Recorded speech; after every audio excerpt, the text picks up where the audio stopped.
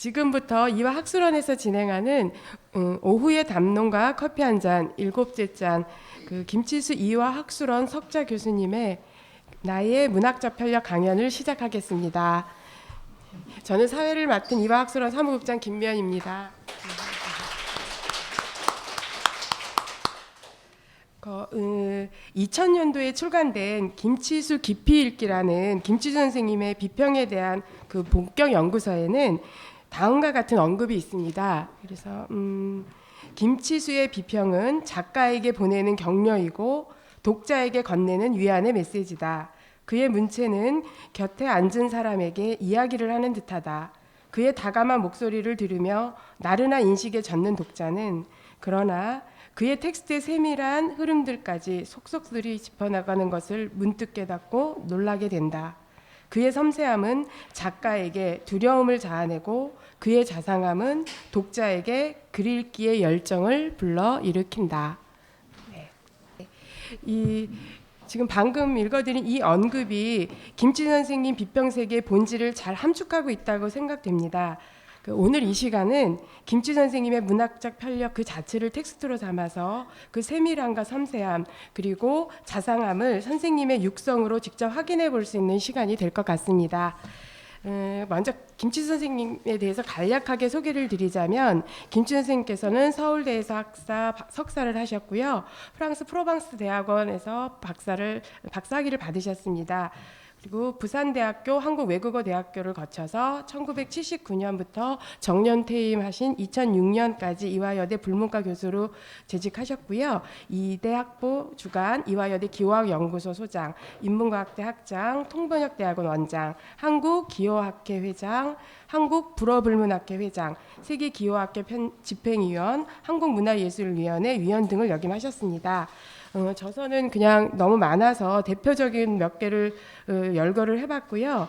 이런 활발한 저술 활동에 힘입어서 1982년도에는 현대문학 평론상을, 1992년도에는 공감의 비평을 위하여라는 저서로 팔봉 비평 문학상을, 그리고 최근에는 상처와 치유라는 저서로 2010년에 대산 문학상을 수상하셨습니다. 이제 본격적으로 선생님의 문학적 편력이니만큼 연대기적 순서에 의해서 질문을 드리고자 합니다. 첫 번째 드리는 질문입니다. 선생님께서는 1940년에 전북 고창군 무장면 무장리 281번지에서 태어나셨다고 합니다.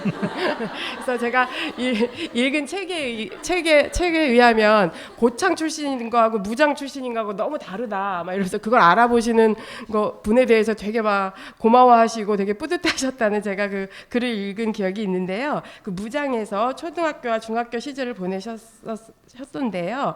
당연히 40년에 태어나셨으니까 6.25 체험이 큰 의미를 지녔던 소년 시절에 대해서 말씀을 해주시지요. 네. 아마 무장이라는 말을 처음 들어보시는 분들이 많을 거예요. 그런데 한영우 선생님은 한국사를 하시기 때문에 거기가 동학란에 무장포 고문이 있는 데라는 걸 알고 계실 거예요. 이 무장이라는 것은 사실은 야산으로 둘러싸인 아주 빈촌입니다. 거기가 빈촌이고, 그런데 그곳은 또 기차가 다니지 않는 곳이에요. 그래서 거기에서 기차를 타려면은 정읍까지 약 100리를 가야 그 기차를 탈 수가 있어요. 그러니까 아주 이 깡촌이라는 걸 알 수가 있을 겁니다. 그래서 제가 이제 이 기차를 처음 타본 게 1956년에 서울로 이제 입학 시험을 보러 올 때, 그때 처음으로 기차를 타봤어요. 그때까지 기차라는 것은 저한테는 이렇게 책이나 영화에서 볼 수 있는 그런 거였고, 그리고 또 낯선 도시로 가서 공부를 하러 간 형들이나 아니면 친구들이 고향으로 내려올 때 이용하는 교통수단이라는 얘기를 들었고, 그랬을 뿐이지 제가 직접 타보지는 않았어요. 그래서 이 기차하고는 아무런 상관도 없이 그렇게 무장 안에서만 산 전 정말 이 시골 촌놈이었습니다. 겨울이면은 눈이 엄청나게 많이 와요. 그것이 그 이상하죠. 거기 남쪽인데도 눈이 참 많이 와서 보통 눈이 한번 왔다 하면 버스고 뭐고 이게 다 두절이 되거든요. 두절이 되고 그러고 나면은 그 큰 길이 우리 그 당시에 제가 초등학교 3학년인데 우리들한테 뭔가 하면은 거기가 스키장이 되는 거예요. 큰 길을 이렇게 대나무를 쪼개 가지고 그 스키를 만들어서 저 위에서부터 타고 내려오는 그런 그 스키를 하는 그런 곳이거든요. 그리고 몇 날 며칠 지나고 나면 이제 눈이 치워지고 그래서 이제 다시 교통이 열리고 그런 그 시골이었어요. 근데 이런 그 시골에서 그렇게 스키 타고 한 건 정말 그 아주 행복한 추억 중에 하나고 보통은 그런 게 아니고 제가 지금 머릿속에 남아 있는 것은 사실은 그 6.25 때 그 고생했던 기억이 아직도 남아 있어요. 그 6.25 사변을 겪은 그 초등학교 시절을 생각을 하면은 정말 그 고통스러웠던 기억들이 그렇게 남아 있어요. 그 6.25 사변이 탁 터지고 나니까 부모님은 갑자기 우리 앞에서 말씀을 삼가하셔요. 부모님이. 그리고 우리가 알아듣지 못하게 낮은 목소리로 대화를 나누시거든요. 갑자기. 얼마나 이상하겠어요. 그리고 학교에서는 소년단이라는 게 조직이 되어서 매일 우리를 모아놓고 북쪽 노래를 가르치는 거예요. 이게.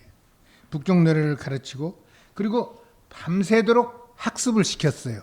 저희 그 초등학교 3학년 학생인데 저까지 포함해서 다 이렇게 불러놓고 그리고 저녁이면 또 이렇게 학습시킨 다음에 자아비판을 시키는 거예요.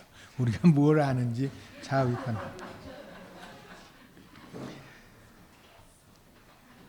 그리고 그때가 이제 한여름이었는데 정말 낮에 땀을 많이 흘리고 그렇게 흘린 몸을 씻지도 못하고 그렇게 소년단에서 집을 안 보내는 거예요. 이게 합숙을 그냥 하는 거예요. 거기에서 합숙을 하면서 그 목욕도 하지 못하고 땀 냄새 나는 몸으로 그냥 옷 입은 채로 그냥 자고 그러는데 정말 그게 그 어린 나한테는 굉장히 그 고통이었거든요. 그런데 어느 날 그 이 소년단이 우리를 이끌고 인민재판이라는 걸 하는 걸 참관을 시켰어. 우리 초등학교 3학년 학생을. 그 참관을 시켜서 거기를 가봤더니 우리만 아니라 주민들을 다 모아놓고 어떤 청년 하나를 묶어왔어요. 묶어와서 그 자리에서 이제 그 청년의 죄목을 쭉 낭독을 하는 거예요. 낭독을 하고 이 사람을 어떻게 했으면 좋겠습니까? 하고 이렇게 묻는 거예요. 그러니까 그 자리에서 이제 뭐 죽여라 뭐 하고 뭐 이런 얘기가 나오고 그러더니 그 자리에서 우리 눈앞에서 보는데 그걸 죽이는 거예요. 이게. 죽이는 것도 아주 정말 끔찍한 얘기죠. 이게 그 총으로 쏘아서 총살을 하는가 이런 것도 아니고 요즘 뭐 중국에서 이따금 공개 처형할 때 보면 총살시키는 거 나오고 그러는데 그것도 아니고 그야말로 그 창으로 찔러서 죽이는 장면을 목격을 했어요. 그래서 정말 그 장면이 너무 충격이어가지고 제가 그냥 어렸기 때문에 무심코 아무리 반동이라고 하지만 이건 너무 잔인하다라고 내가 이 얘기를 했는데 누가 옆에서 내 입을 탁 막는 거예요. 그러면서 막 그런 말 하면은 너도 죽어라고 이렇게 얘기를 하는 거예요. 그때 그 공포라는 것은 말로 다 할 수가 없었던 거죠.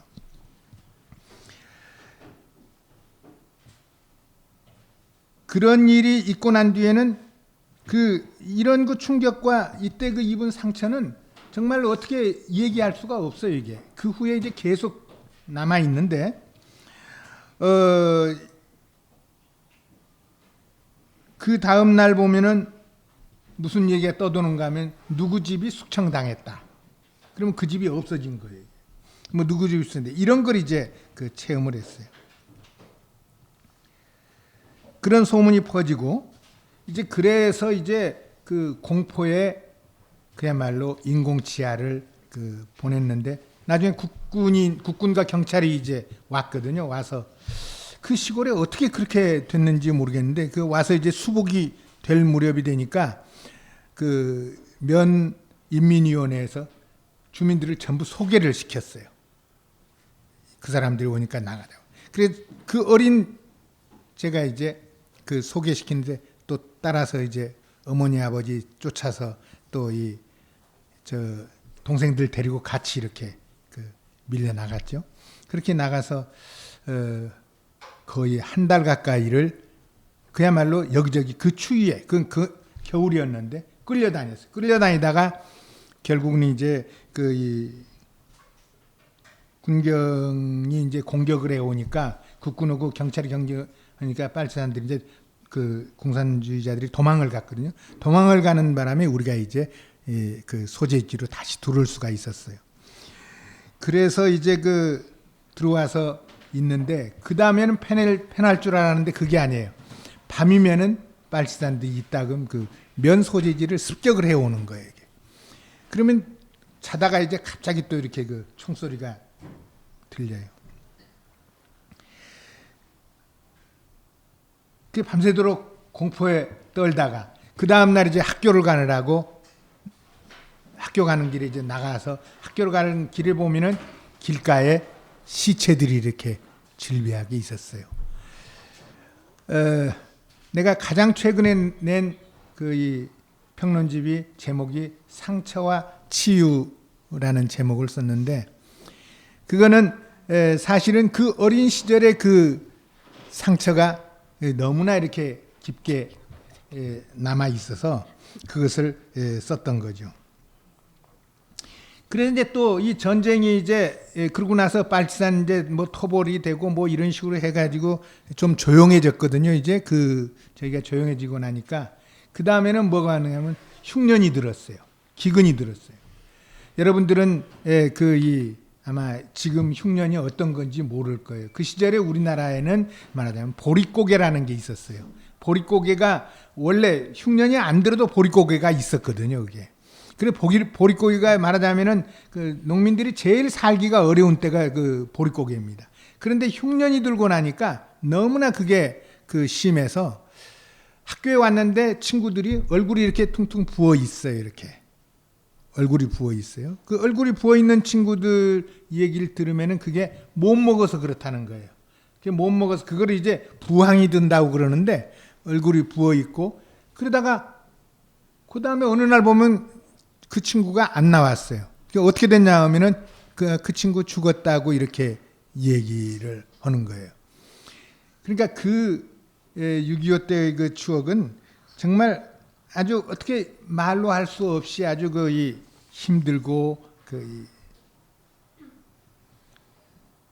그런 그 추억이죠. 아주 굉장한 그 충격을 받은 추억이었어요. 말하자면은 전쟁으로 인한 죽음과 기아로 인한 죽음이라는 이 두 가지 참혹한 기억으로 저는 소년 시절에 아주 굉장히 큰 정신적인 상처를 입었던 거죠. 이 트로마로 인해서 상처가 얼마나 깊은지 나는 지금 평생 동안을 악몽에 시달려요. 지금도 이따금 악몽을 꾸거든요. 내 70이 넘었는데도 지금도 악몽을 꾸면은 뭐가 나오는가 하면 북한이 전쟁을 일으켜 가지고 내가 도망가는 꿈이에요. 그리고 이게 그 총을 가지고 나를 이렇게 뒤에서 쫓아오는 그런 꿈들을 꾸게 돼요. 지금도. 그러니까 그 치유가 그렇게 되지 않는 것 같아요. 그래서 오늘날에도 북한의 어린이들이 굶주림에 시달리다가 북한을 탈출하고자 시도하는 뉴스를 보게 되면은 6.25 때의 기억이 되살아나서 정말 가슴이 찢어지는 그런 그 아픔을 지금도 느끼게 돼요. 그러나 그것이 내 인생에 부정적으로만 작용한 것은 아닌 것 같아요. 왜냐하면은 내가 평생 전쟁보다 나쁜 비극은 없다라는 그런 그 반전 사상을 갖게 된 것이나, 굶주림에서 해방되는 것이 개인이나 국가가 가장 먼저 해결해야 할 일이라는 생각을 갖게 된 것이나, 개인을 억압하는 체제가 내세우는 이데올로기란 통치의 수단에 지나지 않는다는 그런 그 관념을 갖게 된 것은 말하자면 소년 시절의 이 끔찍한 경험에서 비롯되었기 때문인 것 같습니다. 이런 경험과 그에 대한 깊은 성찰 덕택으로 문학평론가로 45년 동안 활동하는 동안 나는 아주 확고한 문학관을 갖게 되었습니다. 그것은 문학이란 우리의 정신적 상처의 정체를 밝히는 한편 그 상처를 치유하는 길을 모색하는 것이다. 이런 문학관을 갖게 된 거죠. 인간은 누구나 과거의 정신적인 충격을 체험하고도 시간이라는 거대한 흐름 속에서 그것을 망각하고 살아가죠. 망각이 없으면 아물지 않은 상처 때문에 살아가기 힘들겠지만 그 망각의 덕택으로 우리는 그 아픔을 잊고 사는 거예요. 그러나 아픔을 잊고 산다고 해서 그 상처가 우리의 삶에 영향을 미치지 않는 것은 아닙니다. 우리의 무의식이나 드러나지 않은 내면에서 그 치유되지 않은 상처는 암종처럼 우리의 생명을 갉아먹습니다. 문학은 우리의 의식이나 삶에서 드러나는 여러 가지 징후들을 통해서 무의식이나 내면에 감추어진 상처를 들춰내고 그것을 치유해 주는 것이죠. 제가 삶과 역사에 대해서 성찰할 수 있는 기회를 갖기 시작한 것은 바로 이 6.25 체험 때부터였어요. 휴전이 되고 평화가 다시 찾아왔을 때 저는 혼자서 책을 보며 죽음과 가난에 대해서 생각하는 시간을 많이 가졌어요. 어린 나이에도 원체 그 충격이 컸기 때문에 그런 생각을 가졌던 거죠. 저는 어려서 몸이 참, 지금은 이렇게 몸이 좀 뚱뚱하다고 비대하다고 그러는데 참 허약했어요, 몸이. 몸이 허약해서 우리가 형제가 9형제예요. 9형제인데 제가 6째예요. 이 형제들이, 우리 형들이 전부 다 서울, 전주 이런 그 대도시에 다 학교를 갔거든요. 근데 집에서 저는 안 된다는 거예요. 몸이 허약해서 너는 집을 떠나면은 죽는다. 그렇기 때문에 그 시골 무장초등학교 졸업하고 무장중학교를 다녀라. 이렇게 아주 엄명이 떨어졌어요. 그래서 제가 할 수 없이 저는 그냥 그 시골 중학을 다녔는데 그 시골 중학이 얼마나 작은 중학인가 하면은 3학년 졸업할 때 남녀 합해서 38명이 졸업을 했어요. 아주 작은 중학이었어요. 그런데 이 남녀 합해서 38명밖에 안 되는 그런 그 작은 중학을 다닐 수밖에 없었던 것이 제가 그렇게 몸이 허약해서 이제 그런 거예요. 그러니까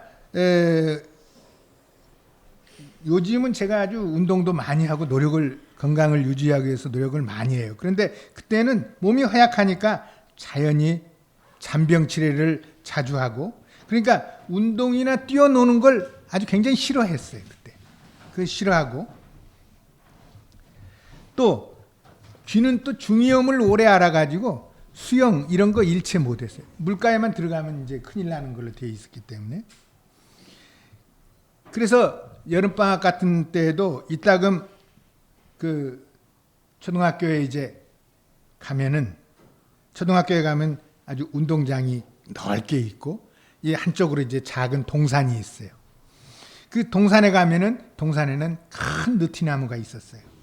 그 큰 느티나무는 어른들 말에 의하면은 뭐 100년이 되었다고 하는 사람도 있고 500년이 되었다고 하는 느티나무가 한 3그루 정도 있었어요.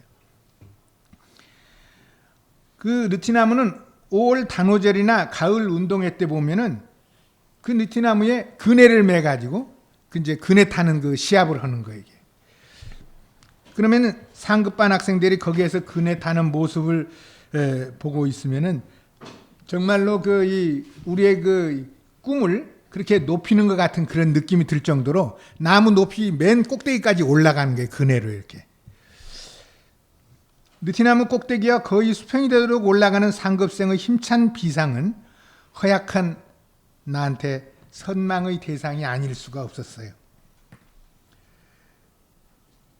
그러나 내가 그보다 더 좋아한 느티나무는 이런 그 축제 속의 느티나무가 아니라 여름방학 중에 학교에 있는 느티나무예요. 왜 그런가 하면은 방학 중에 다른 데를 못 가고 혼자서 이제 학교에 가보면은 넓은 운동장에 아무도 없어요. 뜨거운 햇빛이 이글거리죠. 그 햇볕 속을 걸어가면 나는 아주 거대한 침묵에 몸을 움츠리게 되죠. 왜? 학교에 아무도 없으니까. 그래서 그 거대한 침묵에 몸을 움츠게 되고 운동장이 아주 하얗게 느껴져요.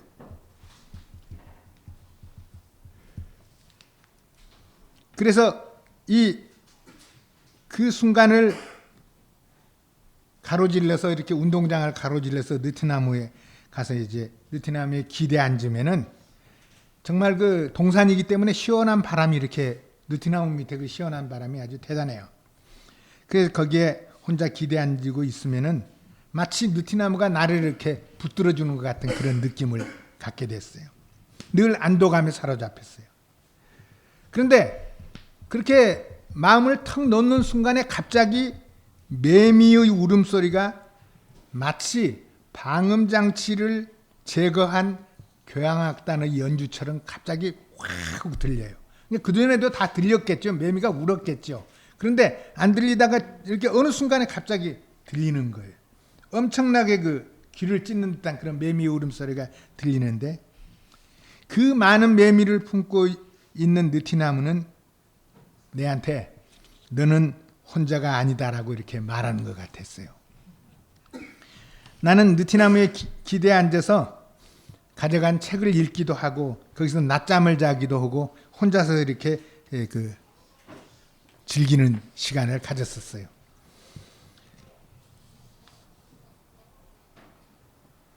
그러니까 그 느티나무는 뜨거운 여름에 시원한 그늘로 나를 보듬어주고 혼자서 행복한 시간을 보낼 수 있도록 친구가 되어주고 비바람이 몰아치는 어려운 순간에도 내게 견딜 수 있는 힘을 제공하는 버팀목이나 다름없었어요.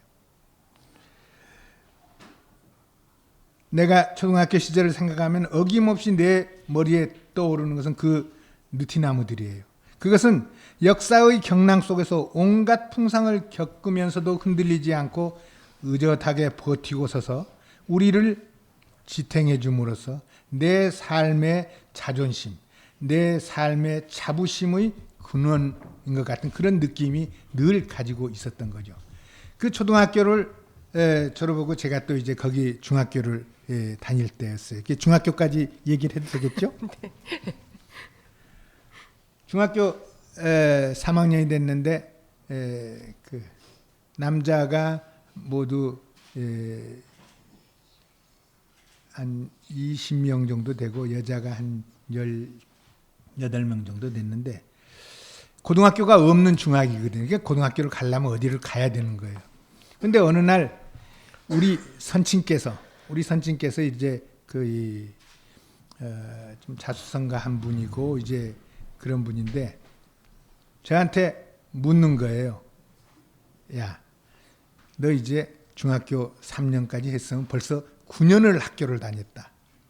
공부를 많이 했지 않느냐? 너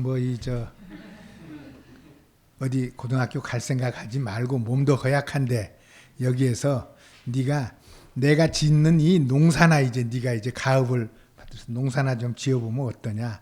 이제 그렇게 얘기를 하시면서 너 도대체 무엇 때문에 그 고등학교를 가려고 그러냐? 이제 그러는 거예요. 그러면서 이제 우리 선친이 이렇게 그 당시에 그 소설을 참 많이 읽었어요. 나는 집에 있는 소설책이 원래 금지되어 있거든요. 우리한테는 못 읽게 되어 있어요. 근데 그걸 몰래 읽었어요. 근데 선친이 뭐라고 그러는가 하면은 천하의 항우가 글을 가르쳤더니 사흘을 배우고 글을 때려치웠다고 해요. 그래서 그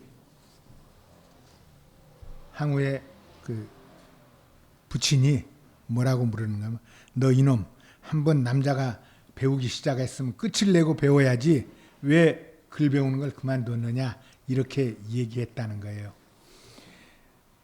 그래서 천하의 항우도 사흘 배우고 이름석자 쓰면 사내 대장부가 이름석자를 쓰면 되지 무엇 때문에 그렇게 공부를 많이 합니까? 공부를 해봐야 남자는 이게 문약해집니다. 이렇게 얘기했다는 거예요. 그러면서 넌 도대체 무엇 때문에 공부를 하려고 그러냐고 묻는 거예요.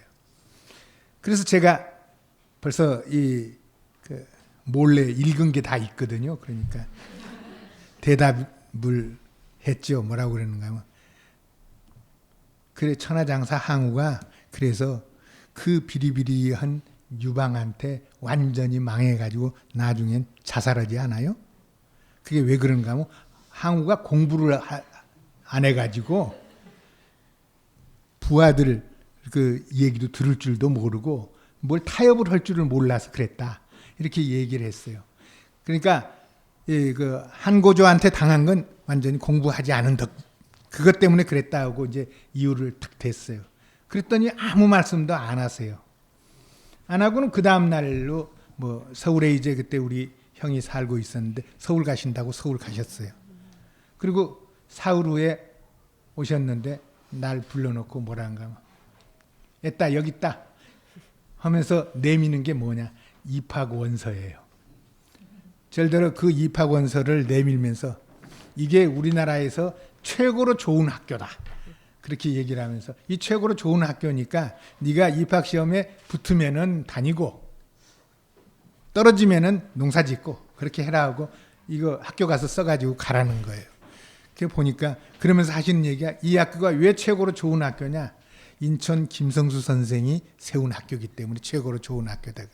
왜 그런가 하면은 바로 고창이 김성수 선생도 고창 사람이거든요. 그러니까 이제 그런 얘기를 하신 거예요.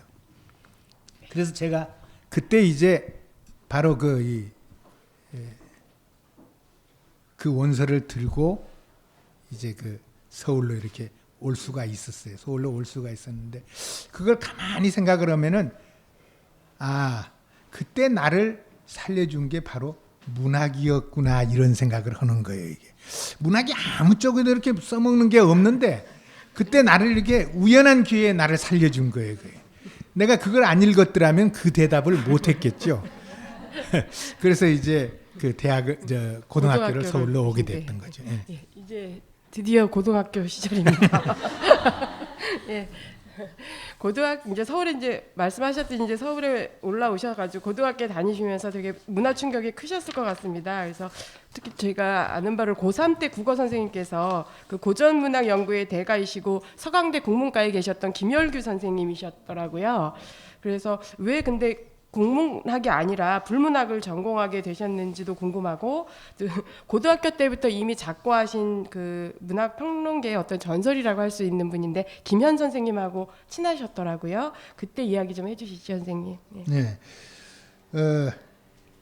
제가 이제 고등학교에 들어갔더니 뭐 고등학교 다니면서 이제 저도 시골에서는 이렇게 이 궁색하게 살지 않고 그랬는데 와서 보니까 서울에 오니까 다 잘 살고 전혀 달라요. 이렇게 분위기가 완전히 시골촌 놈이 이제 언 거죠. 그래서 사실은 고3 동안 많이 헤맸어요. 헤맸는데 그때 이제 그 김열규 선생이 우리 그 국어 선생님이셨는데 그분은 수업 시간에 목소리가 아주 작아요. 작은 목소리로 흑판에 이렇게 이 백목을 들고 똑똑똑똑 두들기면서 얘기를 하는데 누구도 그 잡음을 못 내는 거예요. 하도 조용히 얘기를 하기 때문에. 그런데 이 얘기를 얼마나 잘하는가 하면은 이제 우리한테 그 세계 문학 얘기를 굉장히 많이 해주셨어요. 많이 얘기를 해주시면서 그리고 문예반의 또 지도교사였어요.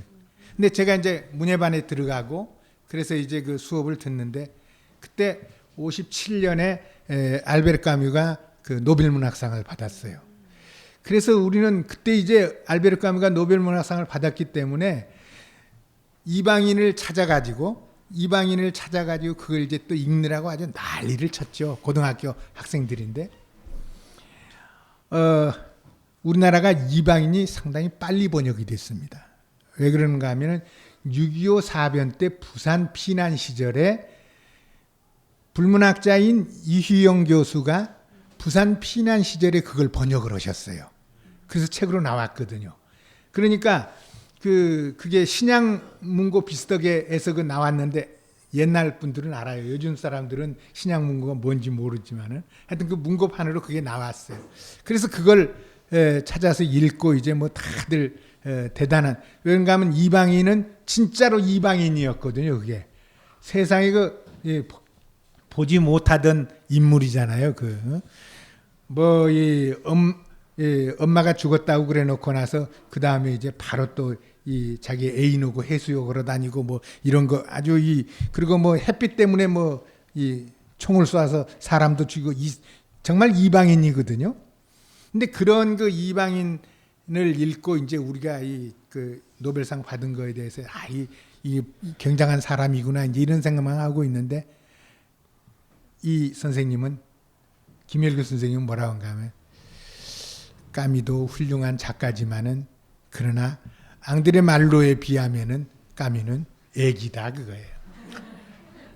그러면서 이건 까미는 이 문학 소년적인 냄새가 나고 앙드레 말로처럼 이렇게 선이 굵은 작가 이런 사람이 노벨상을 받아야 되는데 이 사람은 노벨상을 못 받고 알베르 까미가 받았다고 그러면서 앙드레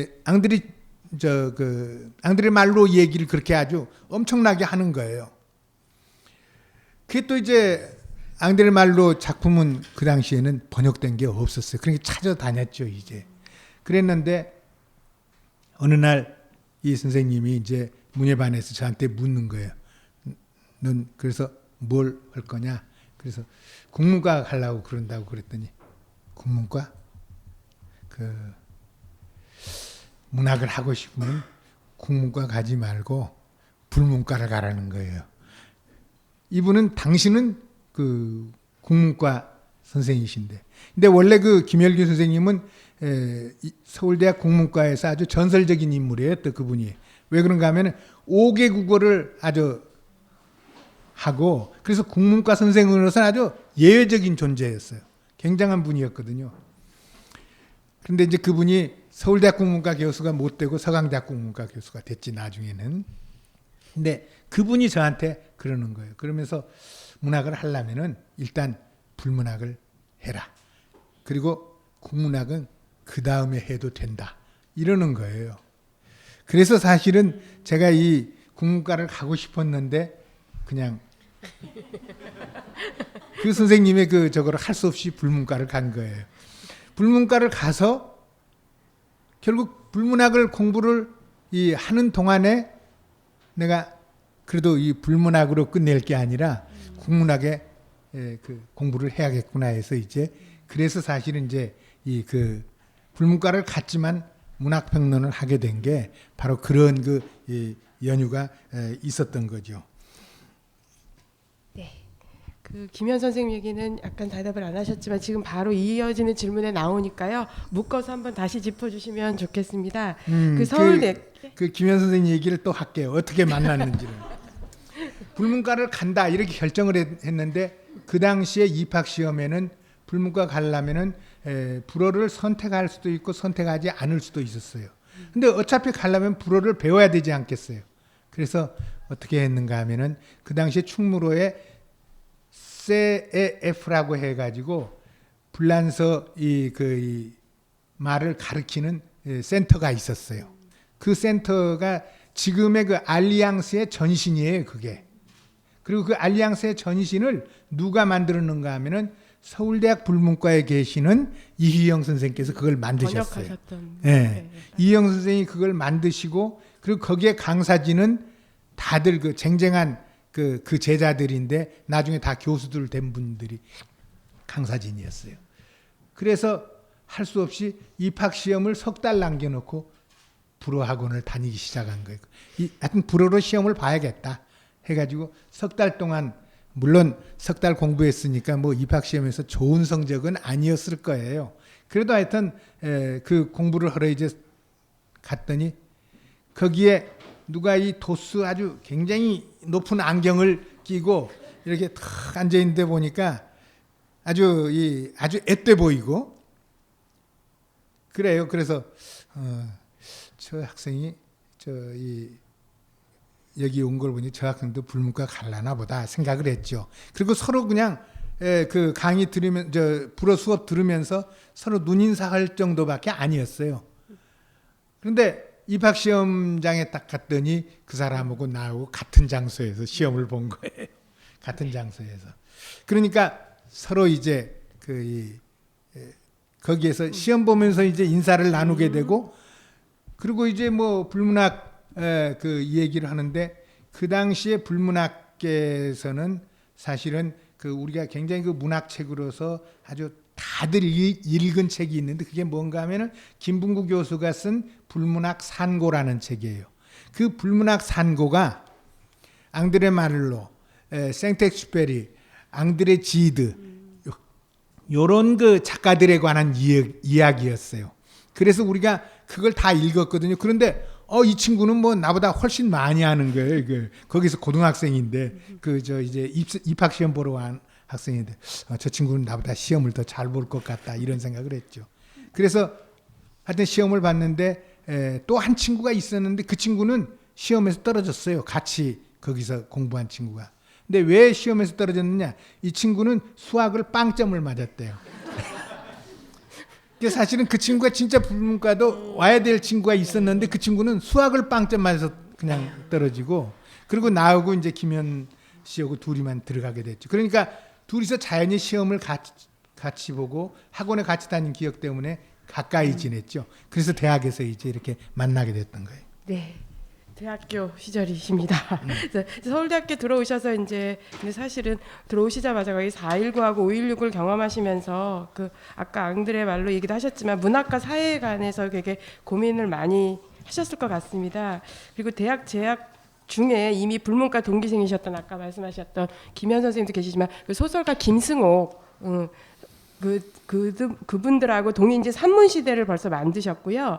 1966년에 등단하셨는데 2년 후인 1968년에 68 문학을 또 만드셨어요. 그리고 1970년에는 문학과 지성이라는 개간지를 소위 저희 맨 끝에 사진이라고 있는데요. 4K라고 불리는 김현, 김병희, 김주연 선생님 등과 함께 주도적으로 창간을 하셨습니다. 그래서 잡지 처음 만드시는 달인이신데 거의 이런 선생님의 그 문학적 행보 자체가 저희 문학 그 사회에서는 보통 4.19 세대 비평 혹은 한글 세대 비평이라고 얘기를 하거든요. 그 비평이 어떤 역사 자체일 듯합니다.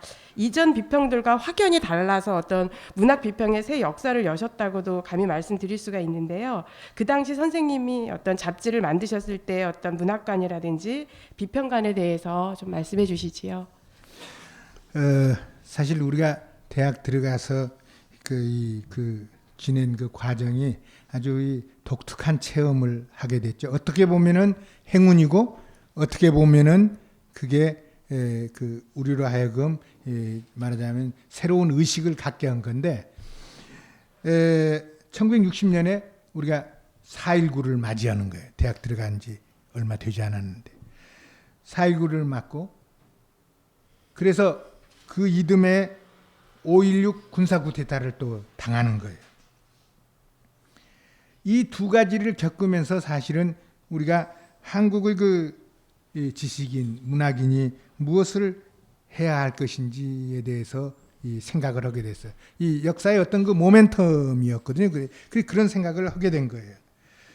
우리가 이 4.19 났을 때는 정말 처음으로 한 번도 그런 적이 없었는데, 그리고 그것이 처음이자 마지막이었을 거예요. 처음으로 거리에 나가서 그 시위에 참여를 했고, 그리고 그 독재 정권의 총격을 맞아가지고 학생들이 피를 흘리는 장면을 그 중앙청 앞에서, 실제로 경무대 앞에서 봤거든요. 그걸요. 그런 걸 목격을 하고, 그랬는데 또 그 학생 운동을 주도했던 사람들이 나중에는 또 정치 운동에 아주 깊이 관여를 하는 거예요. 그래서 또 실망을 하고 그렇게 보는 가운데서 그 다음에는 또 군사 쿠데타가 일어나가지고 군사 쿠데타가 일어나서 모처럼 맞이한 민주주의의 그 기회가 짓밟히는 것을 또 목격하게 되었던 거죠. 그 과정에서 학생들이 그때 정치에 깊이 관여한다는 건 어느 정도였는가 하면은 가자 판문점으로 오라 뭐 판문점으로 이렇게 하면서 이 남쪽 학생들이 갑자기 그냥 뭐 이 판문점으로 가서 북쪽 학생들하고 만나서 통일하자 그거예요. 그냥 그렇게 될 줄 알았던 모양이죠. 그게. 그렇게 하니까 결국 그런 걸 빌미로 해가지고 군사 쿠데타가 일어났거든요. 그때 사실은. 그래서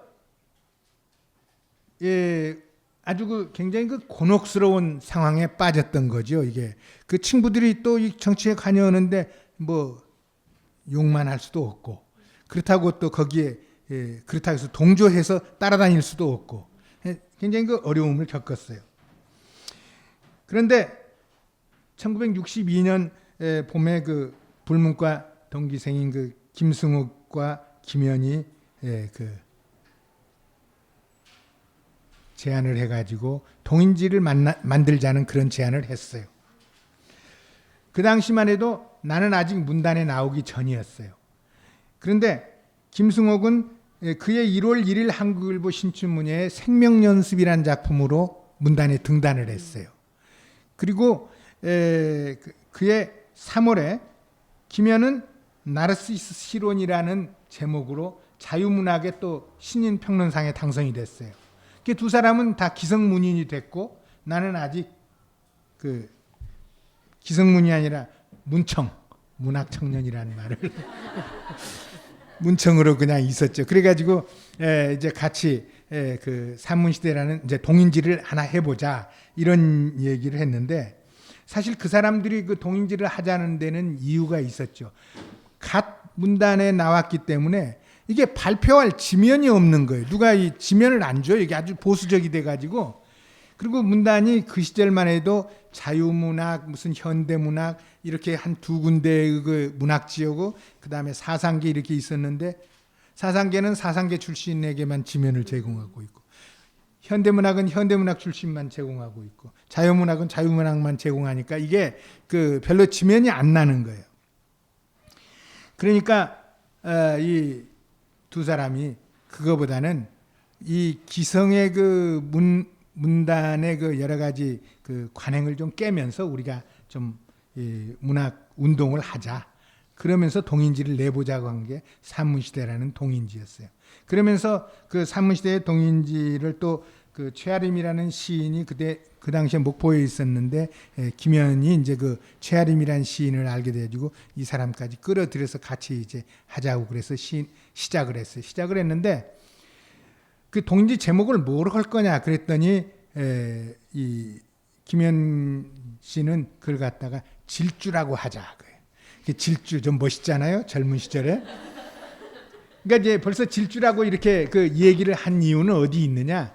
그 당시에 그 독일의 그 질풍노도 스트리문트드롬이라는 그 이 질풍노도 운동이 있으니까 그걸 갖다가 어떻게든지 이쪽에서 좀 대변해서 이렇게 해볼까 하고 그런 저기를 했고 또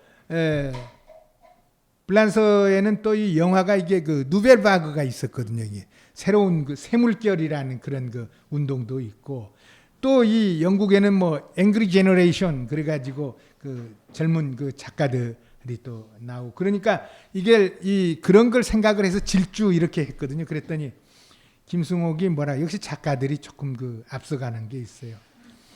그것이 얼른 보면 좋은 것 같지만 오래 가려면은 이렇게 그 산문시대 같은 이렇게 무난한 게 좋다. 이렇게 해가지고 이게 그 시의 시대가 아니라 지금은 이제 산문의 시대다 해서 산문시대라는 걸 하자. 그래서 우리가 다 거기에 합의를 보고 그 개간지를 냈어요. 개간지를 아주 멋쟁이로 냈죠. 불란서 갈리마르 출판사에서 나오는 그 책이 어떤 게 있는가 하면요. 그 책은 재단을 안 하고 새 책을 사면은 책을 읽는 사람이 칼로 이렇게 재단을 해서 읽게 되어 있는 게 있어요. 그래서 그걸 한번 해보자. 그래가지고 그런 식으로 해서 그 책을 이제 내기 시작했는데 그 산문시대가 5권이 나왔어요. 5권 나왔는데 그 5권 나왔는데 그 당시에 산문시대의 그 동인으로 나중에 참가했던 사람은 그 후에 다 기성문인이 문단에 등장해서 다 기성문인이 돼서 아주 전부 그 활동을 쟁쟁한 그 문인들이 다 됐어요. 예를 들면 이제 지금 뭐 얘기한 대로 이제 김승옥, 김현은 이제 놔두고라도 그 밖에도 이청준, 박태순, 그 다음에 연무웅, 그 다음에 또 정규웅 뭐 이런 식으로 해가지고 모두 우리 저기 중에서 그 당시에 문단에 나온 사람이 한 8명 정도 돼요. 그 당시에. 그리고 다들 활발하게 활동을 해가지고 그래서 산문시대는 불과 5권밖에 안 냈는데 그게 아주 굉장한 각광을 받았어요. 각광을 받았지만은 그러나 그 각광이 사람들의 그 인구에 회자는 됐지만 실제로는 산문시대에 실린 글을 작품을 갖다가 뭐 평을 하고 해달라고 이제 기성 비평가들한테 다 보냈는데 아무도 응답이 없었어요. 그래서 그냥 우리는 산문시대를 5권을 내고 난 뒤에 5권을 내고 나니까 그 다음부터는 작품이 안 되는 거예요. 왜 그러는가 하면은 기성문인이 되고 나니까 그 다음에 조금 유명해지니까 잡지사에서 글마다 이렇게 달라고 그러니까 이게 이제 산문시대에 줄 글이 없는 거예요. 그래서 이제 산문시대가 5권 나오고 더 못 나왔는데 그러다가 이제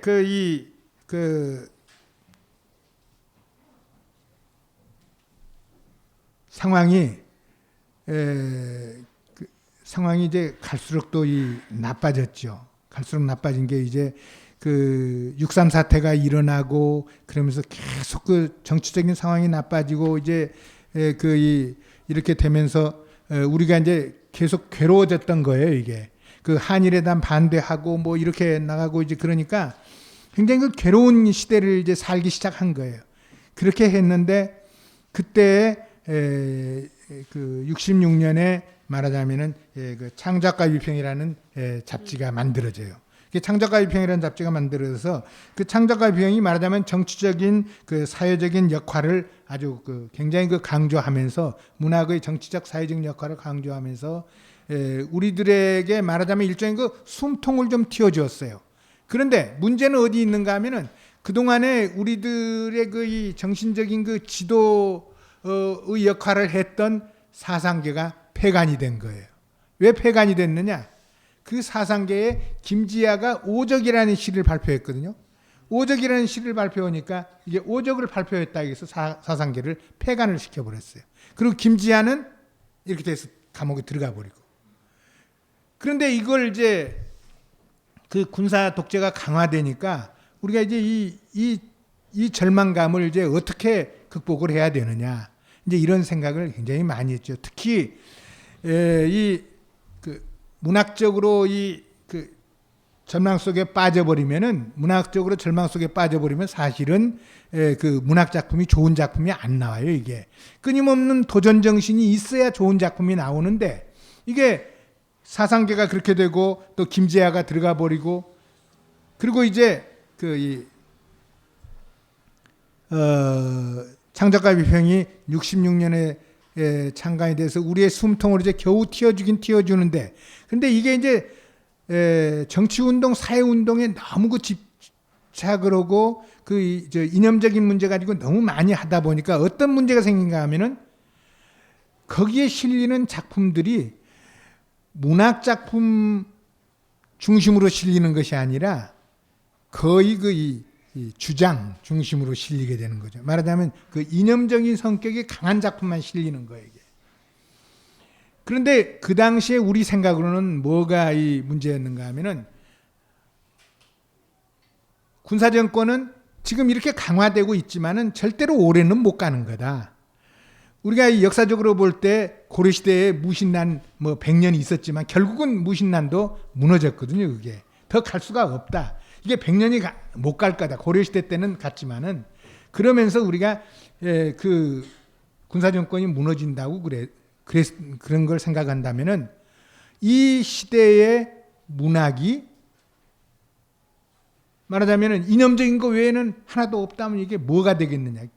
그러면 그 시대에 그 군사정권이 무너지고 나면은 그 문학 작품들은 아무짝에도 쓸모가 없게 되어버리는 거 아니냐. 이제 이런 생각을 많이 가진 거죠. 그래서 군사정부가 무너져도 남을 작품을 이게 찾아내야 된다. 그리고 그런 작품을 실는 문학이 있어야 된다. 그러니까 얼마든지 그걸 이 이론하고 그 실천하고는 다르겠지만은 이게 그런 걸 그런 좋은 문학 작품을 어떻게든지 발굴해서 그것을 뒷받침해주지 않으면 안 된다. 이런 생각을 한 게 말하자면은 그 문학가지성이라는 이 개간지를 만들게 된 거죠. 그래서 네 사람이서 처음에 시작을 할 때 정말 아주 이 많은 이야기들을 하고 그 토론을 참 많이 했어요. 우리 세대들은 이제 그 비평을 하면서도 이제 특히 이제 뭐를 생각을 했는가 하면 그 시절에 역사학계에서 이른바 그 민족주의 사관이 이제 대두되면서 그동안에 식민지 사관으로 한국 역사를 해석해 왔던 것을 이제 완전히 이렇게 바꿔놓는 참이었어요. 그러니까 그때 우리가 무슨 생각을 했는가 하면은 이런 우리 나름으로 한국 문학의 전통을 우리가 다시 발견을 해야 된다. 그러면 전통은 우리가 만들어내는 것이 아니라 있는 작품에서 발견해서 그것이 전통이라는 것으로 이렇게 깨워주면 되는 거거든요, 이게. 그러니까 그 작업을 해야 된다.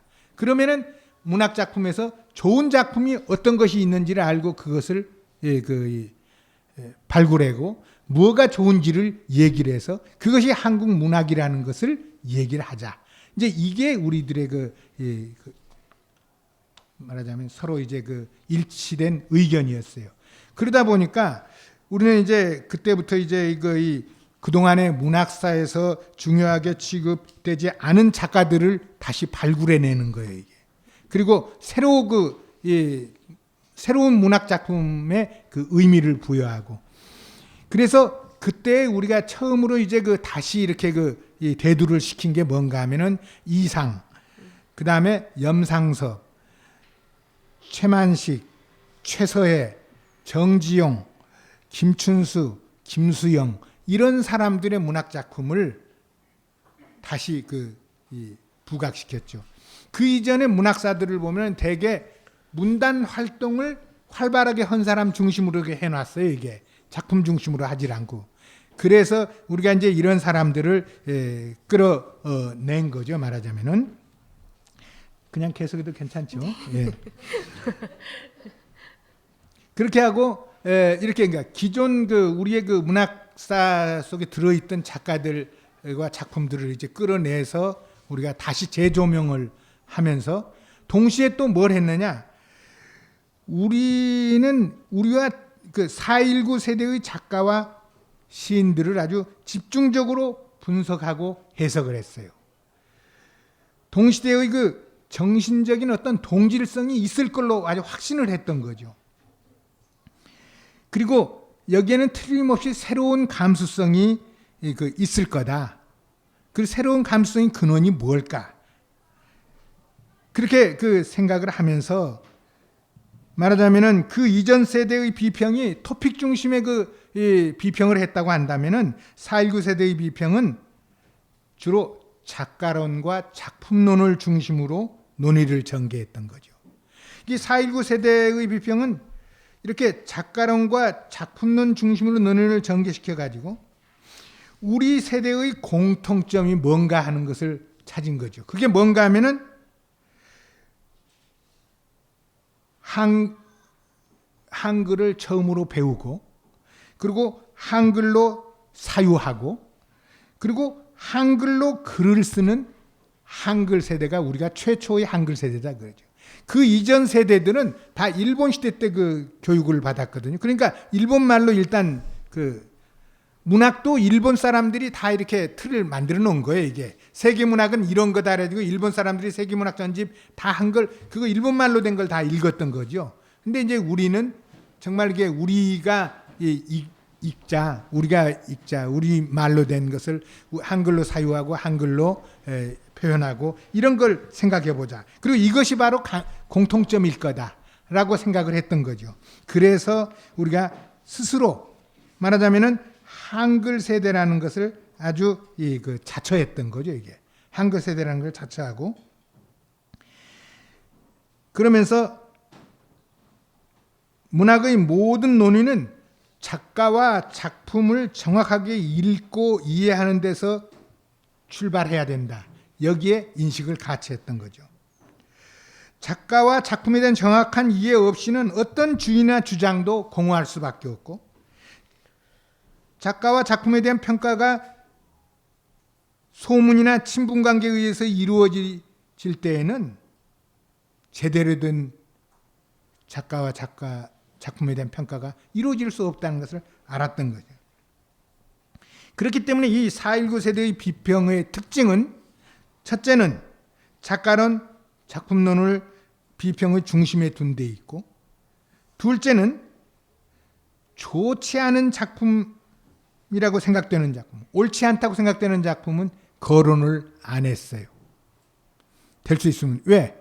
좋다고 생각되는 작품, 옳다고 생각되는 작품만 거론하기도 지금 바쁜데 이게 좋지 않은 거 이게 얘기할 필요가 없다고 그건 다 이렇게 제외를 시켰어요. 그러니까 4.19 세대의 비평은 그 이전 세대의 문학을 깎아내림으로써 자신의 정체성을 확보하고자 하는 네거티브 비평이 아니라 좋은 작품과 좋은 글을 발굴하고 그것이 왜 좋은지를 밝힘으로써 한국 문학의 전통을 세우고자 하는 일종의 그 포지티브 비평을 하자는 거였죠. 이게 바로 4.19 세대의 비평이에요. 그렇기 때문에 우리 세대들은 공격적이고 논쟁적인 글보다는 분석적이고 해석적인 글, 따라서 긍정적인 주장을 담는 글을 주로 썼던 거죠. 비평이 시나 소설에 비해서 아주 그 당대적인 성격이 강한 장르라면 4.19 세대의 비평이 동시대의 문학을 옹호하는 것은 어떻게 보면 당연하다고 말할 수가 있겠죠. 우리들은 동시대의 작가들에게서 감수성의 공통점을 발견하고 그것이 4.19 세대의 정체성을 확보해 준다고 그렇게 생각했기 때문인 것이죠. 네, 제가 악역을 담당하는 것 같아서 너무 죄송한데요. 지금 말씀하시는 거가 사실은 지금 4번하고 5번 질문하고도 연관이 돼서 4번과 5번 질문을 묶어서 지금 선생님께서 저의 눈치를 보시면서 맞아 말씀 못하신 거를 조금 더 듣는 걸로 제가 시간 관계상 조정을 하려고 하는데요. 보시면 그 선생님께서는 염상sob론으로 등단을 하셨고요. 석사학위 논문이 발자크 인물론이셔요. 그리고 소설의 구조라는 제목으로 그 불란서 누보로망에 대한 연구로 박사학위를 받으셨거든요. 이런 어떤 작가나 주제가 지금 선생님께서 말씀하신 어떤 그 문학적 관심사의 어떤 궤적을 보여주는 듯도 하고요. 사실 선생님께서는 그 70년대부터 계속 그 현재까지 영원한 현역으로 지금도 활발하게 활동하시는 그 평론가이신데 그런 선생님 문학의 어떤 원동력이 무엇인지 그가 약간 주요 저서들을 중심으로 선생님께서 지금 말씀하신 것들을 조금 보충해서 더 구체적으로 얘기해 주셨으면 좋겠습니다. 네, 이게 시간이 언제까지죠? 그냥 하시고 싶어요. 아니, 그래도 또 시간이 또 이제 예정은 5시였으나 지금이 5시 5분 전이기 때문에. 네. 근데 이게 조금 이제 그 얘기를 하자면 조금 길어질 것 같은데 괜찮겠어요? 예. 제가 사실 염상섭이라는 이름을 처음 알게 된 것은 고등학교 때 말하자면은 교과서에서 자연주의 작가라고 이렇게 배웠어요. 나는 그때까지 춘원 이광수와 그 김동인의 소설을 읽었을 뿐 염상섭 소설이라고는 표본실의 청개구리 하나뿐이었어요. 읽은 게. 근데 대학에 들어와서 우연히 3대라는 작품을 읽고 그것이 서울의 그 중산층 이야기인 것을 알았어요. 그리고 3대를 읽고 아주 재미있어서 그 다음에 다른 작품을 찾았더니 또 만세전이라는 작품이 있어요. 이 만세전이라는 작품은 사실은 원래 발표될 때는 묘지라는 제목으로 발표됐던 거예요. 근데 여러분들 만세전 하면 얼른 생각이 나는 게 있어야겠죠. 그렇죠? 3.1운동이 1919년에 일어났죠. 3.1 만세운동 아니에요. 그러니까 만세전이라는 것은 나중에 붙인 제목이에요. 그 당시에는 그런 제목을 못 붙였을 거예요. 나중에 붙였어요. 그러니까 원래는 묘지라고 이렇게 썼던 거거든요. 그 제목을. 근데 주인공이 뭔가 하면은 굉장히 이 고민이 많고 그래서 이 방황하고 이런 얘기예요. 이렇게 정말 이 세상에 온갖 이 고민을 다 짊어지고 다니는 그런 인물이에요. 그런데 염상섭은 원래 자기 자신도 출신이 서울의 중산층 출신인데 그렇기 때문에 서울의 그 중산층의 그 말을 아주 기가 막히게 쓰는 거예요.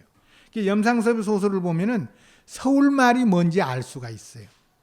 요즘은 다 사라졌죠. 이게 요즘은 이게 6.25 전쟁으로 인해 가지고 우리나라의 이 온갖 그 지방의 사투리가 한꺼번에 다 섞였거든요. 그래서 지금은 순수한 서울말 찾기가 굉장히 어렵습니다. 근데 염상섭의 이 소설을 보면 그런 게 나와요. 그런데 그거를 이제 읽었더니 뭐 자연주의 작가라고 그러는데 내가 보기에는 자연주의라고 표방한 것 자체가 염상섭이 일본의 그 감시를 피하기 위해서 쓴 것이 아닌가 이런 생각이 들어요. 왜? 그건 완전히 이 만세 사건이 실패하고 이런 거에 대해서 절망하고 그러면서 그냥 세상에 마치 허무주의자처럼 이 세상 다 망해라 하고 돌아다니고 이러는 얘기거든요. 그러니까 그걸 보면서 이게 일본 그 검열 당국에 걸리면 이게 안 된다는 걸 알기 때문에 그래서 아마 나는 이게 자연주의 소설이기 때문에 이런 걸 쓰는 거다라고 이렇게 표방했던 것이 아닌가 생각이 들어요. 그러나 그 작품을 읽으면서 가령 이제 특히 이제 3대 같은 경우에 이제 할아버지가 전통적인 이제 유교적인 이념으로 가득 찬 지주거든요. 그 다음에 아버지는 새로운 그 기독교 문물에 미쳐 돌아가는 그런 신식 지식인이에요. 그 다음에 손자인 덕기는 그 두 할아버지와 아버지의 그 중간에서 양쪽을 잘 봐가면서 말하자면 중도적인 입장에서 이제 새로운 말하자면은 이 문물을 이 받아들이는 태도를 확립해가는 그런 인물이에요. 그러니까 사실은 이 제3대가 제일 긍정적인 인물이라고 할 수가 있겠죠. 그런데 이 사람을 갖다가 표변시리 청개구리에서 실험을 한다 그래가지고 그 실험을 하니까 그걸 뭐로 생각을 했느냐? 이게 자연주의가 원래 실험을 하는 걸로 이렇게 되어 있거든요. 실험을 하는 걸로 되어 있으니까 이걸 갖다가 자연주의다 이렇게 얘기를 했는데, 그러니까 얼마나 웃기는 얘기가 나오는가 하면은 표변시리 청개구리에서 표변시리 청개구리를 이렇게 실험을 하는데 김이 모락모락 난다 그러는 거예요. 그러니까 이것은 말이 안 되죠. 왜? 그게 참피동물이거든요. 그게. 그러니까 김이 모락모락 날 리가 없는데 그렇게 썼다 그거죠. 그래서 사실은 제가 이제 그때 등단할 때 쓴 글은 염상섭은 사실주의 작가다. 자연주의 작가가 아니고 사실주의 작가다. 그러니까 문학사에서 자연주의로 다 취급되어 있는 그걸 좀 이렇게 뒤집어 엎고 싶어서 이제 사실주의 작가다 이렇게 했던 거죠. 그리고 이제 대학에 들어가서 사실은 발자크를 가지고 이제 논문을 쓰게 됐는데, 그거는 석사 논문을 왜 발자크를 쓰게 됐는가 하면은 대학에서 이제 이 현대 작가들, 그러니까 알베르 까미라든가 앙드레 지드, 앙드레 말로 이런 사람들 작품들 다 읽고 그러면서도 이게 소설의 이 본류가 사실은 19세기 소설이 원래 본류거든요. 그래서 찾아보니까 역시 19세기 소설 가운데서 가장 큰 작가가 발자크예요. 발자크는 코메디 유멘네라는 이름으로, 그러니까 인간극이라는 이름으로 자기 작품 전체를 이렇게 묶었어요. 묶었는데 그 속에 들어가 있는 작품이 모두 100권 가까이 돼요. 90몇 권인데.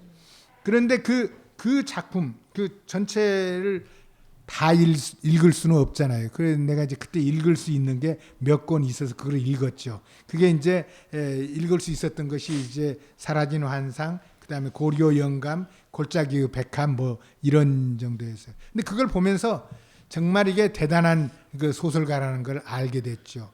왜? 이게 소설가가 전체 그 인물을 그 운용하는데 보통 능력이 아닌 거예요. 발자크 전체 코미디 이메뉴 속에 나오는 전체 인물이 약 3,000명이 돼요. 근데 이 3,000명이 되는데 이 3,000명이 이 작품 저 작품에서 막 나오는 거예요. 근데 나오는데 그냥 나오는 게 아니에요.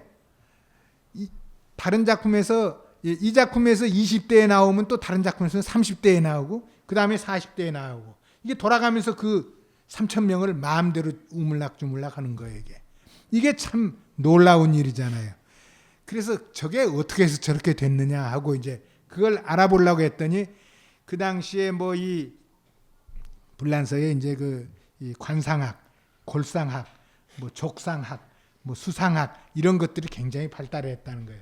그래가지고 그 이론에 의해서 사람을 분류를 해놓고 성격 규정을 해놓고 그거에 의해서 이 사람들을 움직이는 것을 이렇게 했다는 거예요. 그러다 하여튼 그 인물들이 사실은 그게 그 발자크 소설의 그 사실주의적인 그 특성을 원래 그 논문에서 쓰려고 그랬는데 인물들이 여러 가지 그 유형으로 나뉜다는 걸 알게 되니까 어떻게 나누느냐 하는 문제로 그냥 논문은 글로 갔어요, 유형으로. 근데 그때 이화대학 불문과의 그 책이 한 권이 있었는데 그게 나한테 아주 큰 도움을 줬어요. 왜? 이화대학 불문과에 그때 무슨 책이 있었는가 하면은 발자크 작중 인물 사전이 있었어요. 이미 그게 있었어요. 근데 그걸 모르니까 내가 이걸 읽은 작품에서 작품을 인물들을 분류하려고 보니까 분류가 되질 않잖아요, 이게 잘. 근데 그 인물 사전이 있다는 걸 누가 정보를 주는 거예요. 그래서 이화대학에 와서 그 당시 이제 선생님한테 이제 누가 계셨는가 하면 지금은 돌아가신 이진구 선생님이 계셨어요. 그래서 내가 이제 부탁을 했더니 이진구 선생님이 그래 그거 갖다 보라고 그래서 봤더니 정말 그 3,000명을 딱 사전으로 만들어 가지고 어느 작품 몇 페이지에 나오는 게 다 나와 있는 거예요. 이게 내가 작품을 읽을 필요가 없어요. 그거 보고 인덱스 그 사전 보고 이제 찾아가면 되는 거예요. 이게 필요에 따라서만. 이제 그래서 그렇게 해가지고 그 유형화를 시킬 수 있었던 거죠. 그래가지고 그걸로 그 인물 사전을 했던 거예요. 근데 이렇게 이제 석사 논문도 쓰고 이제 그렇게 하면서 사실은 우리가 문학과 지성을 하고 그러면서 처음으로 그 역사에 대해서 다시 이렇게 그 관심을 갖기 시작했거든요. 그래서 내가 이제 그 당시부터 이제 삼국사기, 삼국유사를 다시 읽었어요. 우리나라 역사를 다시 공부하기 시작한 거예요. 그리고 이제 그 이기백 선생의 한국사 실론, 그 다음에 함석헌 선생의 뜻으로 본 조선 역사 이런 것들을 읽으면서 정말 여러 가지 그 배우는 바가 많았어요. 그래서 그 당시에 이 한국사 실론의 저자이신 이기백 선생, 그 다음에 개화사의 그 대가이신 이광린 선생, 그리고 한국 경제사학사의 또 대가이신 김용섭 선생, 뭐 이런 분들을 찾아다니면서 역사에 대한 얘기를 좀 배우고 듣고 그러면서 공부를 다시 하고 그분들의 원고를 문학과 지성에서 계속 실는데 전부 그건 내가 다니면서 다 그분들한테 원고를 받아냈어요. 내가 공부를 하기 시작하니까 그분들도 신나서 써주는 거예요, 원고를. 그래서 이제 그때 문학과 지성이 그 역사를 이제 많이 역사 논문을 많이 쓸 수가 있었던 거죠. 그 역사에 대한 그 관심 때문에 사실은 마르크 블로크의 그 역사를 위한 변명의 서론을 내가 번역을 했어요, 문학과 지성에. 그 번역했고 또 문학과 지성이 쓴 글 중에 뭐가 있었는가 하면 식민지 시대의 지식인이라고 해가지고 지금 읽으면 조금 부끄러운데 그 당시에는 아주 자신만만하게 썼던 글이 있어요. 그게 다 그 당시 역사 공부를 해가지고 썼던 거죠. 사실은 이제 내가 1972년에 부산대학교 전임이 됐어요. 72년에 부산대학교 전임이 됐는데 73년에 불란서 정부에서 장학금이 나왔거든요. 나오라고 이제 불란서 가라고. 그래서 사실 73년에 불란서를 갔어요. 그때 그 불란서를 갈 때만 해도 이게 너무나 절망적인 상황에서 갔어요, 사실은. 왜 그런가 하면은 71년에 삼성 개헌을 했죠. 삼성 개헌을 할 때 얼마나 학원이 참 어려웠어요. 완전히 문 닫힌 상황으로 계속됐거든요. 데모의 연속이었거든요. 그 다음에 72년에 아닌 밤중에 유신이 선포가 됐어요. 유신이 선포가 되니까 정말로 무시무시한 거예요. 이게. 어떻게 숨을 쉴 수도 없는 거예요. 이게. 정말 답답한 때였는데 그때 이제 그 불란서 정부에서 불란서를 가라는데 정말 이게 숨통이 확 튀는 것 같았어요. 그래서 저는 그 유학을 가는 거를 아주 정말 너무나 그 홀가분한 마음으로 떠났거든요. 떠나고 나니까 그 다음부터 죄의식이 드는 거예요. 나 혼자만 도망 나왔구나 거기에서. 그런 생각이 드는 거예요. 여러분들이 그 유신이 어느 정도로 그 무서운가를 한번 생각을 해보세요. 그 시절에 내가 부산대학 교수였는데 아침이면은 아침마다 전 교직원을 이 운동장에 세워놨어요. 그래놓고 전부 두 줄씩 이렇게 마주보게 세워놓고 교수들도 다 경례법을 가르치는 거예요. 이렇게 하라고 그러고 그러면은 그 이 장교 출신의 그 교관이 와가지고 여기를 툭툭 치는 거예요. 뭐 이게 뭐야 이게 왜 이렇게 내려왔어 원래 이런 식으로 해서 정말 그 모멸감이란 건 말할 것도 없었고 그리고 유신 헌법에 대해서는 반대를 못하게 되어 있었거든요. 반대 발언을 하면 법에 걸리게 되어 있어요.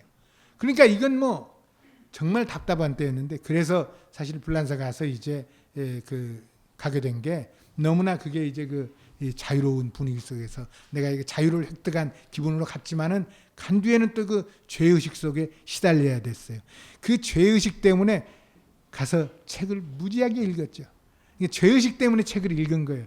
내가 여기 이렇게 혼자 와서 편히 있을 수가 없다 그래가지고 그때 이제 그 공부를 하면서 이 책 저 책을 읽고 그래서 이제 사실은 그 당시에 많이 읽었던 책 중에 하나가 이제 그 마르쿠세의 그 저서들. 마르쿠세의 저서는 불란서 말로 번역된 것은 다 읽었으니까. 그리고 그 롤랑 바르트라거나 아니면 미셸 푸코라거나 아니면은 레비스트로스 또 이제 그 페르디낭드 소스위르 이런 사람들의 글들을 전부 그 시절에 다 거기서 이제 새로 읽으면서 이렇게 알게 된 거죠. 그 가운데에서 발견한 게 말하자면은 그 누보로망이었어요. 그 누보로망은 물론 누보로망을 서울에서도 읽긴 읽었고 또 몇 권의 이론서도 읽었지만은 그걸로 논문을 쓸 생각은 별로 없었어요. 갈 때는 굉장히 큰 그림을 그려가지고 갔었는데 정작 논문을 쓰려고 보니까 이게 그 구체적으로 들어가지 않으면 안 되는 거예요. 그래서 이제 누보로망을 할 수밖에 없고 누보로망 가운데서 이제 그 미셸 비토르를 이제 가지고 했는데 그때 그 누보로망은 사실은 어떻게 보면은 그게 완전히 그 사회주의 리얼리즘에서 보면 반동적인 문학이에요. 그런데 불란서에서는 그게 모든 미셸 푸코라거나 아니면은 루시안 골드만이라거나 롤랑 바르트라거나 모든 좌파들이 전부 아주 그 작품들을 높이 평가하는 거예요. 그래서 아 이게 뭐가 있구나 하고 그걸 이제 그 사회주의 리얼리즘이 아닌 이게 새로운 그야말로 네오 리얼리즘이라는 것을 이제 새로 그 알게 되고 그래서 이제 그걸 보면서 그걸로 이제 논문을 썼던 거죠. 그래서 아마 어디 사진도 나오겠지만 그 저 미셸 비토르 왔을 때 이제 둘이서 대담하는 장면이 저기 하나 있는데 하여튼 그래서 그걸로 이제 논문을 썼던 거고 그렇게 함으로 인해서 말하자면은 단순히 문학을 이야기 중심으로 읽지 않고 말하자면 그 이 구조 중심으로도 읽을 수 있고 혹은 그 문체 중심으로도 읽을 수 있고 여러 가지로 그 읽을 수 있는 이미지 중심으로도 읽을 수 있고 여러 가지 그 읽는 그 가능성을 그때 거기서 이제 발견을 했던 거죠.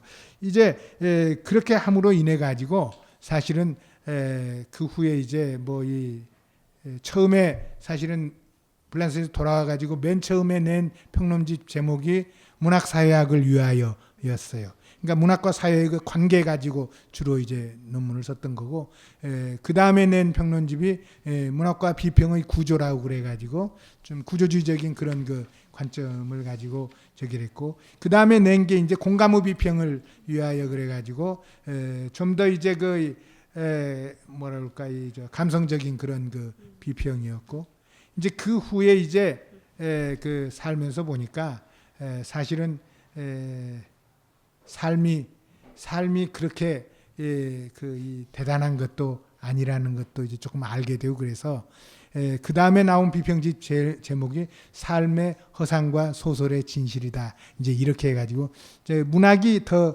훨씬 더 문학이 거짓말인데 거짓말이 더 진실되더라. 이제 그런 얘기죠. 그런 얘기로 이제 평론집을 냈는데, 서울대학의 그 이제 경영학과의 유명한 곽수일 교수는 내 그 책을 받자마자 나한테 거짓말 마라. 어떻게 저 삶의 허상이고 소설의 진실이냐? 거꾸로 해야 된다. 삶의 진실과 소설의 허상 이렇게 얘기를 해야 된다. 그래서 내가 그러면은 이 책을 가지고 가서 공부 좀 하시오 하고 그 책을 주었어요. 그랬더니 이분이 그 다음부터는 내 책의 전도사가 돼가지고 가는 데마다 그걸 가지고 얘기를 하는 거예요. 이게 이제 그렇게 해서 그랬는데, 그 다음에 이제 사실은 이제 문학의 목소리라거나 다음에 이제 그 상처와 치유라거나 이런 그 작품들을 쓰게 된 것은 사실은 이제 그 문학이 무엇일까라는 걸 자꾸 이제 다시 생각을 하게 되고, 내가 살아온 여러 가지 몇십 년 동안의 그 인생 체험하고 그 견주어 볼 때 그런 그 제목들이 나왔던 것 같아요. 그래서 뭐 이 얘기가 너무 이제 나중에 지금 빨리 가려니까 두서없이 됐는데 뭐 이런 정도로 하면 어떨까 싶은데 어떻습니까? 네, 감사합니다. 네. 아직 남아 있습니다. 아직 남아 있어요? 네, 그 이화에서의 이제 삼가 그리고 거의 두 개의 질문 중 하나입니다. 남아 있는 두 개 질문 중 하나인데, 1979년부터 현재까지 사실은 30년이 넘는 세월을 이화에서 이화인들과 함께 보내고 계신데요. 그 여기 보시면 이제 불문과 선생님들 중심으로 사진 나오고, 저기 전 김옥길 총장님하고 같이 찍으신 사진 나오고 이렇거든요. 그래서 사실은 이화에서 문학을 전공하거나 그 문학에 관심 있는 학생들에게 그 문학을 향유하는 방법에 대해서 그 선생님만의 비법이라고 하면 좀 그렇지만 비법을 전수해 주신다면 오늘 여기 온 학생들에게 큰 선물이 될 것 같습니다. 제가 특별히 이게 무슨 그 마술사도 아니고 비법을 탁 내고 요거 있지 하고 이렇게 내놓을 수 있는 사람은 못 됩니다. 그렇지만은 지금 이제 대개 요즘은 이제 문학 작품을 물론 문학 독자는 많습니다. 문학 독자는 많은데 작품을 이렇게 꼼꼼히 읽지를 않아요. 이게 사실은 텍스트를 꼼꼼히 읽는다는 것이 어떤 의미에서는 우리가 우리 삶을 꼼꼼히 사는 것이에요. 이게. 문학 작품은 이게 총체적인 존재이기 때문에 거기에 접근하는 방법이 여러 가지가 있을 수가 있거든요. 근데 이걸 꼼꼼하게 읽지 않으면은 어느 방법으로도 들어갈 수가 없어요. 이게 대충 그냥 겉만 핥고 들어가게 되는 것이죠. 그래서 사실은 문학 작품이 가령 한 편의 그 건물이라고 한다면은 그 집에 어떤 집에 들어갈 때 안방을 보고 싶을 때도 있잖아요. 이 집은 어떻게 그 안방을 어떻게 꾸미고 사나 보자. 어떤 집은 이 집의 현관은 어떻게 하고 사나 이런 거 다 보고 싶은 때가 있을 거 아니겠어요? 작품을 꼼꼼하게 읽다 보면 그런 거 하나하나를 전부 이렇게 우리가 그 접근할 때 다 이렇게 들어갈 수가 있는 거죠. 우리가 그 작품을 꼼꼼하게 읽지 않으면은 자꾸만 어떤 그 이데올로기라든가 이런 그 큰 무슨 그 구호에 얽매여서 문학 작품을 다 놓치게 돼요. 우리 삶은 사실은 그 문학 작품이나 이 삶에서 보면은 사실 역사에서 얘기해 주는 것이 너무나 이렇게 그 중요해요. 역사적인 인물들 역사에서 다룰 때 보면 아주 그 공식적인 인물들을 잘 다뤄지거든요. 근데 문학 작품은 왜 또 역사 소설이라는 것을 씁니까? 그거는 그것만 가지고 다 알 수 없는 것들이 분명히 있어서 그렇거든요. 그러니까 가령 이순신이 위대한 장수다 하면 역사에서는 그 사람이 왜 위대한 장수인가를 보여주면 되는 거예요. 이게. 그런데 문학에서는 이순신이 위대한 장수지만은 그 사람이 건강 상태가 어떤지, 무슨 음식을 좋아했는지, 그 다음에 누구를 만나면 싫어했고, 누구를 만나면 좋아했고, 그리고 그 좋아하고 싫어한 것을 어떻게 표현했고, 이런 아주 그 구체적인 것을 얘기를 하거든요. 근데 그거는 역사에서는 나오지 않는 얘기죠. 그래서 이 역사하고 문학이 그런 그 상보관계를 가지고 있고, 그걸 통해서 우리가 사실은 우리의 삶을 문학을 통해서 알 수 있는 거죠, 이게. 그러니까 문학 작품이라는 것은 이 꼼꼼하게 읽지 않으면은 사실은 도움이 별로 안 돼요, 이게. 그냥 스토리만 쫓아가는 것은요, 그건 뭐하고 똑같은 건가 하면은 문학 작품을 소비재로 취급하는 거나 똑같아요. 더울 때 아이스크림 하나 먹는 거나 똑같아요, 그게. 문학 작품을 그냥 스토리만 쫓아가는 것은. 그러나 꼼꼼하게 읽는 것은 그게 아이스크림 먹는 거하고는 다르거든요. 그것이 지금 덥다고 하는 나하고 무슨 관계가 있는 건가? 지금 괴로워하고 있는 나하고 무슨 관계가 있는 건가? 지금 즐거워하고 있는 나하고 무슨 관계가 있는 건가? 그것이 그 연결이 지어질 수가 있거든요. 그래서 사실은 문학 작품을 그 꼼꼼히 읽는 것이 굉장히 필요하다. 이런 얘기를 해볼 수가 있겠어요. 네, 감사합니다. 이거하고도 연결될 수 있는 마지막 질문이자 선생님께서의 답변이 기대되는데요. 그 마지막으로 선생님께 사실은 이 말 아직도 그리고 과연이라는 제가 말을 쓰는데 아직도 그리고 과연 그 문학이란 무엇인지 그리고 문학 비평이란 또 무엇인가에 대해서 선생님께 질문을 드리고 싶습니다. 예. 사실 이게 문학이 요즘 위기를 맞이했다고 그러고 어떤 사람은 아주 그 센세이셔널한 얘기를 하죠. 문학이 죽었다. 문학의 죽음을 얘기를 해요. 그리고 또 그런 책들이 또 굉장히 많이 읽힙니다. 독자들에 의해서. 사실 2000년을 전후로 해서 이 세상이 지금 달라지고 있어요. 이게 뭔가 하면은 인터넷, 휴대폰 이런 것들이 들어오면서 전혀 달라지고 있습니다. 이런 것들이 우리의 일상적인 삶을 지배하기 시작하면서부터 우리는 엄청난 이 문화적인 충격을 갖다가 받아들이지 않을 수가 없어요. 이른바 멀티미디어 혹은 영상문화로 대표되는 새로운 정보사회가 도래하면서 활자문화인 문학의 역할을 축소시키고 변화를 강요하고 있는 것으로 인식이 되고 있어요. 그것은 곧 영상문화가 디지털 정보시대의 영상문화와 디지털 정보시대에 문학은 살아남을 수 있는가 하는 이런 질문을 하게 만들죠. 나는 문학의 영토가 좁아질 수도 있고 역할이 달라질 수는 있지만 문학이 죽지 않는다고 아주 확신을 하고 있습니다. 모든 것이 정보화되고 영상문화의 영향력이 막강해진다 하더라도 타인과의 관계 속에서 살아야 하는 우리의 삶이 없어지지 않는 한 문학은 절대로 죽지 않는다. 그죠? 왜? 삶이 있는 한 문학은 죽지 않는다. 그죠? 그러니까 문학이 지금부터 할 수 있는 건 뭐냐? 이 디지털 시대에 아날로그적인 삶을 살 수밖에 없는 우리의 그 삶이 있는 한은 바로 아날로그로서의 그 문학이 존재할 수밖에 없고 바로 그것이 이 아날로그적인 문화로서 존재할 때 문학은 여전히 해야 할 일들이 많을 것 같아요. 그러니까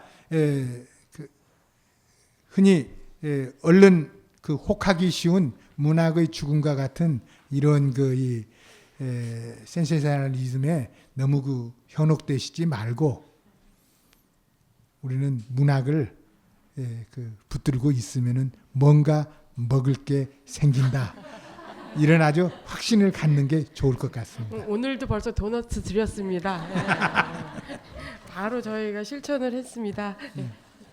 예, 지금까지 선생님께서 하신 강연을 들으면서 선생님께서 정년퇴임 하실 때도 언급하셨던 이 다음 말이 떠오릅니다. 억압이 없는 사회를 얻기 위해 평생을 바친 마르쿠제는 억압이 없는 완전한 자유를 획득한 다음에는 무엇을 할 것인가라는 질문에 우리 생애에 처음으로 자유로워진 나는 그때 비로소 자유로운 상태에서 무엇을 할 것인가 자유롭게 생각할 것이다 라고 대답합니다. 라고 이제 선생님께서 인용을 하셨었는데요. 이런 어떤 숙제를 문학이 존재해야 할 영원한 이유로 삼으면서 금방 말씀하셨듯이 문학의 죽음이라는 풍문과 괴소문에 흔들리지 않고 문학에 대해서 함께 질문하는 이런 자리 또한 계속되리라는 약속을 드리면서 이만 오늘의 그 오후의 담론가 커피 한 잔 7째 잔 김치수 석좌 교수님의 강연을 마치도록 하겠습니다. 감사합니다.